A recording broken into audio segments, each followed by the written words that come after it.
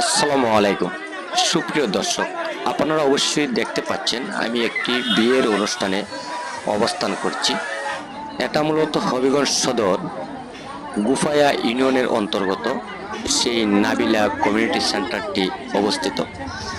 অত্যন্ত সুন্দর নিরিবিলি একটি পরিবেশের মাঝে কিন্তু সেই কমিউনিটি সেন্টারটি অবস্থিত, গ্রামের মধ্যখানে। আপনারা দেখতে পাচ্ছেন সেই নাবিলা কমিউনিটি সেন্টার।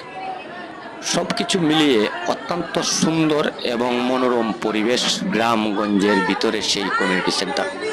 আমাদের অনেক কমিউনিটি সেন্টার রয়েছে শহরের ভিতরে, কিন্তু দর্শক, নাবিলা কমিউনিটি সেন্টারের মতো এত সুন্দর নিরিবিলি পরিবেশ নেই শহরের ভিতরে।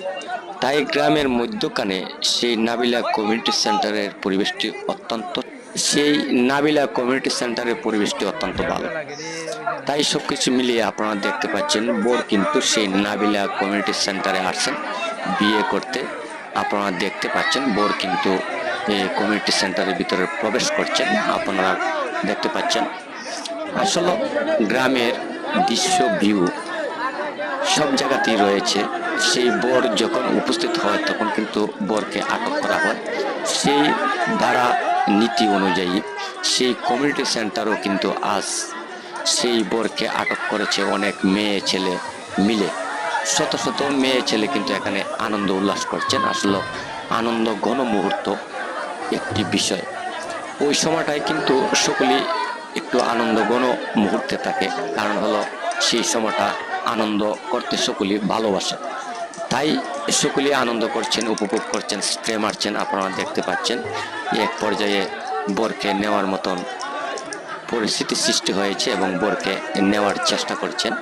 ইতিমধ্যে বর কিন্তু বরের আসনে গিয়ে বসবে, তারপরেই বিয়ের কাজটি সম্পূর্ণ করা হবে। আপনারা দেখতে পাচ্ছেন ইতিমধ্যে আমি সেই নাবিলা কমিউনিটি সেন্টারের ভিতরে প্রবেশ করেছি। এই যে অনেক মেয়েদেরকে দেখতে পাচ্ছেন, একটা সাইডে কিন্তু মেয়েদের জন্য সুব্যবস্থা করে রাখা হয়েছে, আর অন্য একটি সাইডে কিন্তু পুরুষদের বসার মতো সুব্যবস্থা করে রাখা হয়েছে সেই নাবিলা কমিউনিটি সেন্টারে। আপনারা দেখতে পাচ্ছেন খাওয়া দাবার শুরু হয়ে গিয়েছে, অনেকটাই কিন্তু খাবার দাবার করছেন। আর অন্যদিকে বরের আসনে গিয়ে বসছেন। এই যে দেখতে পাচ্ছেন অত্যন্ত সুন্দর ভিউ সেই কমিউনিটি সেন্টারের। পুরুষরা কিন্তু খাচ্ছেন, আর অপর পাশে কিন্তু মহিলাদের খাবারের ব্যবস্থা রয়েছে। এই যে কাজী সাহেব কিন্তু বিয়ে লিখছেন, ওই যে বর বসে রয়েছে। সবাই দোয়া করবেন তাদের দাম্পত্য জীবন যেন সুখের হয়।